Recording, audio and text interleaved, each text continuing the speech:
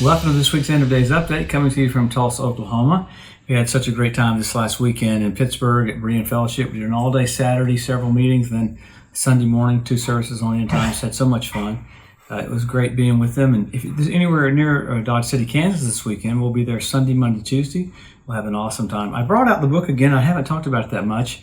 You got to get the End Times Made Easy because it's got some charts in there from Clarence Larkin. It's got 79 some odd signs of how close we are to the coming of the Lord. So all the facts that are in there can help you and stir you up. And it has a scratch and sniff page. You can smell exactly what the rapture is going to be like. No, just kidding. But you need to grab it.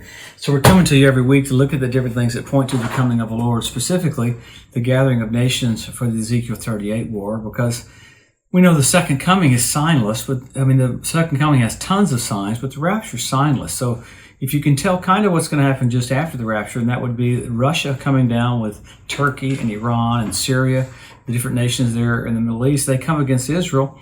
But it's back in Old Testament time. The church is left, and it's revert back to 7 years of Old Covenant time. So God deals outwardly and differently during those times than he does now in this dispensation of grace. So because God totally intervenes for Israel, that's how you can tell it's just after we leave. So there's so many things happening. I know we talk about this every time we come together, but it's getting more and more blatant, more and more precise, the setup for the Ezekiel 38 war, and literally generals and leaders of nations saying things that are like, oh my God, that's exactly what the Bible said we'd see. So let's pick up to what's happened around Israel this last week. Probably the number one thing is all the turmoil in the West Bank. So much happening. Remember about 3 or 4 months ago, I said, watch the West Bank, because Israel literally getting to use that land is driving the Palestinians crazy. You had another shooting up in that section that was so contended over. I mean, the Palestinians are going ballistic. You had a German tourist coming to the wrong Palestinian area, and you had Israeli plates on him. They went after him and attacked him. He said, now I know what Israel's been dealing with. These people want to kill every single Jew that comes in here. So that's what Israel's dealing with, not just there, but all around them. So a lot of things have been happening with Iran. You saw America come out with fresh sanctions against the components that put together for Iranian drones. So America's trying to go to the heart of that to stop them from doing that. Then you had the Russia, amazing things happening. You had 9 warships gather on the Crimean border out in the sea, pointed right toward Crimea. That really don't know what's happening with that yet. But weird things happening with the Russia and China and vortex and the Ukraine vortex. So you had the leader of China and Putin meet this week.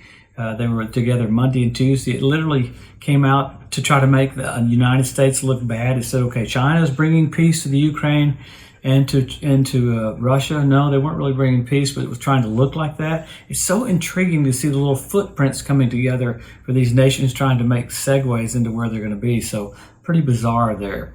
So even with that, you had the International War International War Commission there at The Hague in the Netherlands came out with literally an assessment of a warrant for Putin's arrest. So you had Putin's second in command, Medvedev, which used to be the president of Russia, came out and said, you think that's going to happen? We've got missiles aimed at The Hague. So he says, we'll put ICBMs on The Hague. So you got Russia just saying bizarre stuff along with the war crimes that they've done. So with that, you had an exercise with Iran, China.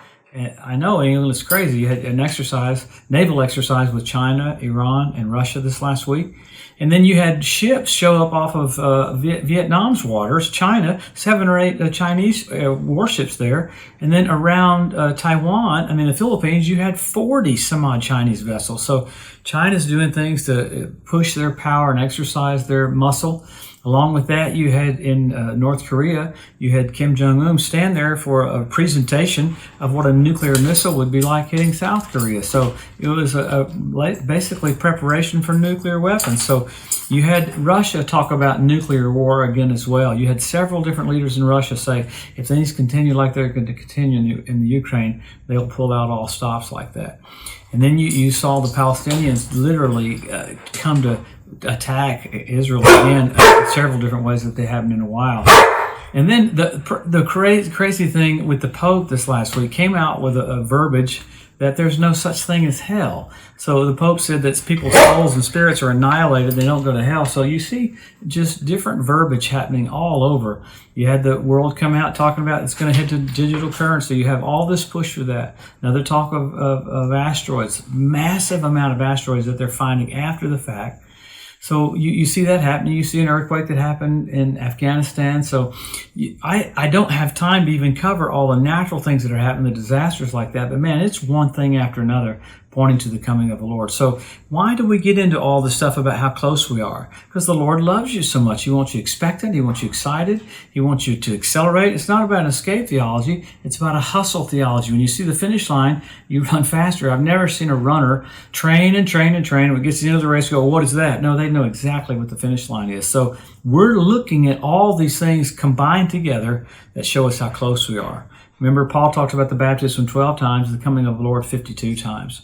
For every one verse there is about the first coming, there's 8 times more about the second coming. Very documented. Why? He wants us in position. He said, lift up your heads. When you see these things, lift up your heads, your redemption draws nigh. So we're to be excited. We're not to be downtrodden. We're to be ballistically doing the will of the Father, and that is to witness, to get as many people born again as we can. Love seeing all the different revivals that have been breaking out. So I think there's great things ahead. There is no bad news for the church, but let me tell you, for the world, it's a very scary time. So let's pick up at what the Scripture says. We go to this at the end every time because you always go back to the Word. Number 1, Israel made a nation in 1948. Jerusalem won back in 1967. Jesus said, the generation that sees those 2 events will not pass away till all is fulfilled. Then you got the Hebrew language restored. You got the Ethiopian Jews brought back. You got the fertility of the land of Israel. You got the revival of the Roman Empire. You have fish showing up in the Dead Sea. That was prophesied 2,700 years ago. You had the Dead Sea turn blood red where Sodom and Gomorrah was this last year. That's absolutely amazing. It was on the Day of Atonement. You have foxes on the Temple Mount. I think it's interesting. You have the Temple Mount Institute that's rocking. I didn't even talk about Netanyahu. He said, we will rebuild the third temple on the Temple Mount. He said the Palestinians know that it's right where the Dome of the Rock was, where the second temple was. So I forgot about talking about that. All this verbiage about the third temple. I'm like, oh, dear Lord, here we go. So you have all these signs of how close we are. You have 172 different species of predatory birds. You had the ritual baths around the Temple Mount fill up with water.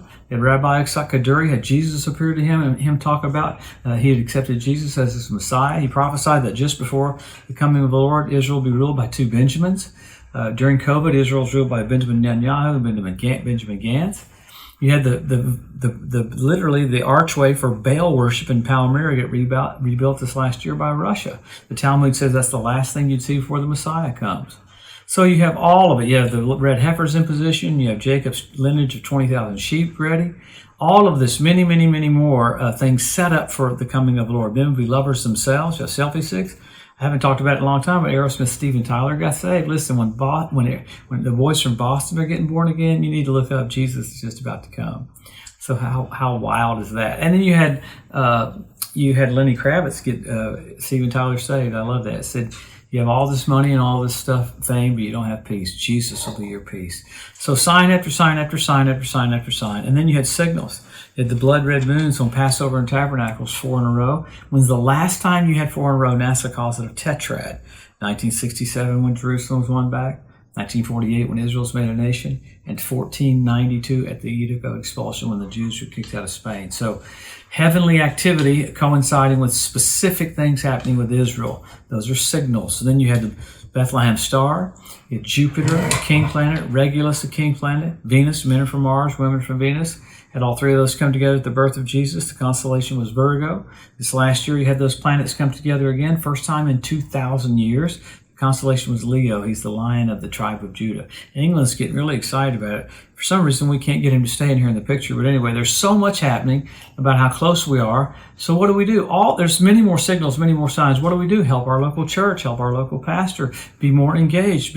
Don't fit church into your life. It is your life. The Bible says, forsake not the assembling of yourselves together, as some would do, especially as you see the day approaching. So what we're talking about on the end of today's update is you can see the day approaching. We're about to see Jesus face to face. Wow, the protocol for meeting God. He gave his life for us. God raised him from the dead. Jesus will have preeminence at the second coming. Every knee will bow, every tongue will confess that he is Lord. So very, very soon we'll be caught up in the rapture of the church, go to the reward seat of Christ, marriage supper of the Lamb, then we come back physically with Jesus at the second coming. Wow, these are great days ahead. The rapture's not an ending, it's a beginning. Wonderful things in our future. Wow, we're about to see the King. Have a blessed, awesome week. We'll come back this next time and talk about Benjamin Netanyahu talking about the third temple on the Temple Mount. Wonderful things ahead. Have a blessed week. We'll see you next Wednesday.